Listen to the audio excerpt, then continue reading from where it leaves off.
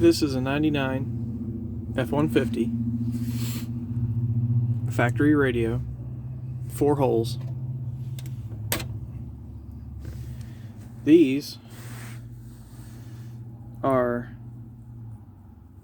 10 penny 3-inch finish nails. I marked how far deep I have to go inside those holes to get this radio out. So stick them in halfway. About right there. I found out that if you go too deep,